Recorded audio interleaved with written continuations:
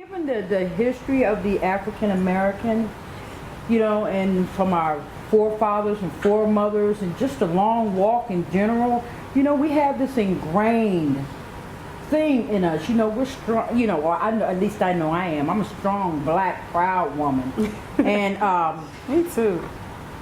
and yes, I'm for my people.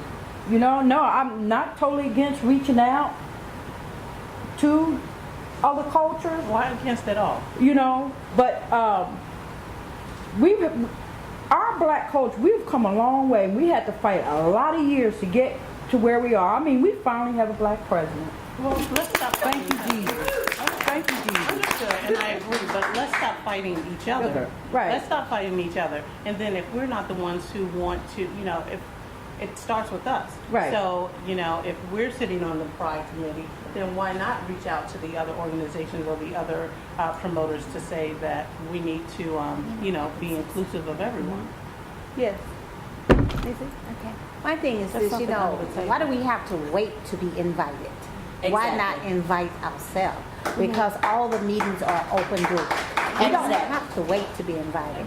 I personally am involved with both Prides in South Carolina. I see no color barrier there, Either you want to participate or you don't want to participate. You're uninvited, you're never uninvited. So you don't have to wait for someone to invite you. Just read the notice and just be a part of, That's just like getting to know your legislator, your senator. You vote for these people to be there, but do we actually go to visit them to make sure they are doing what we want them to do for us? Absolutely. So this is how we get lost in our own cause. Yeah. You know what? I'm sorry. Go ahead. No, I was just going to say, I think it's important. There will be some people that rise above. There will be some people who are able to say, you know what, I can work across community. I can work over here in the black gay community. I can work over here in the Latin American community. Thank you, Luana, for doing that so many years. I can work in the, the white community. I can work across all these lines because I'm a person that has done a lot of personal work. I'm a person that has had access to other places outside of just my home, and you'd have more experiences. But then there are some people who definitely need a space to actually grow and to be nurtured. And so one thing that we found really interesting when we started Black Gay Pride in 2005, there were a lot of young people who had a voice, but were scared to use their voice because they did not feel empowered to use their voice. It can be very intimidating if you are a person who hasn't really ever done this thing before, and you're trying to walk into a room with people who have been doing this thing for years. And so it was an opportunity for people who really wanted to do work within community to have a place where they saw people that looked like them, they felt comfortable, they were able to be validated and honored and empowered. And now some of those people are working across lines of difference, and they're working in the HIV and AIDS community, and they're working within other communities, faith, and all other kinds of communities. So it's kind of like, to me, it's a training ground. It's an opportunity for people to come and get themselves ramped up and ready and moving, so they can move forward. To move forward in that. Can I make just one more We're going to go to the Reverend right quick, and then we're going to come right back to you, Pam. Well, I was also a part of Charlotte Pride when it first started. And I was not really welcomed at the table. I was the quote-unquote token black Let's talk about person. But I felt it was necessary for me to be there to at least voice my opinions and my thoughts. And it opened the door a little bit better for other people to come through. But I think that with our 2Prides, if we continue to have 2Prides, then I think it's wonderful for both the African Americans to support the general pride. Absolutely. And the general pride to support the black pride. I agree. So, and we don't see that.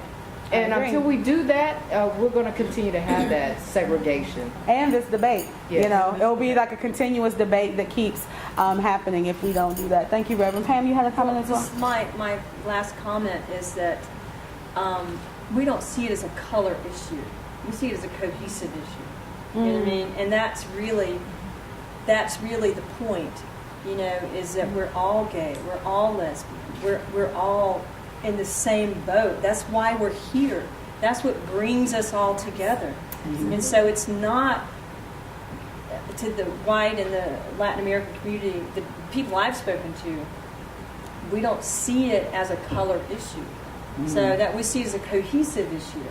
And we see it as, how are we going to have political clout? I mean, Charlotte is so religious anyway, and it's in the Bible Belt. That's right. On top of that, right. which is not, and I just have to, it's not my favorite cup of tea, but I'm just going to say, so how are we going to have a political voice when we're splintering?